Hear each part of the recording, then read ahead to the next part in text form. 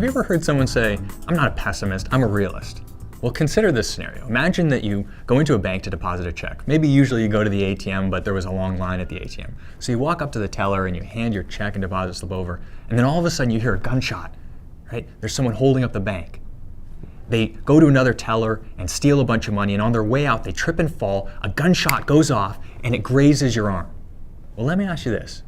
Are you lucky or are you unlucky? When I ask audiences, about half the time they say they're lucky. About the other half the time, they say unlucky. And they're both right. Think about it. You're incredibly lucky. You didn't die. No one else died. None of your money was stolen. All the money that got stolen was insured by the federal government. On the other hand, you were just trying to deposit a check and you got shot. Couldn't be more unlucky than that. What happens when any event happens, our brain jumps to a conclusion about what it means. Is it good for us? Is it bad for us? So when you hear bad news in the market, all of a sudden your brain jumps to conclusions about what it means. Think about this.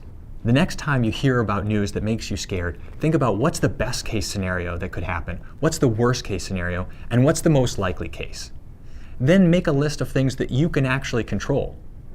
Think about, can I control how much I'm spending, how much I'm saving each year?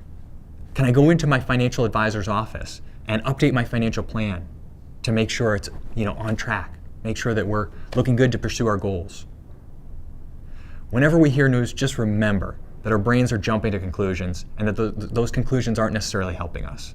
So think about the things you can control and pay a little less attention to the things that you can't control.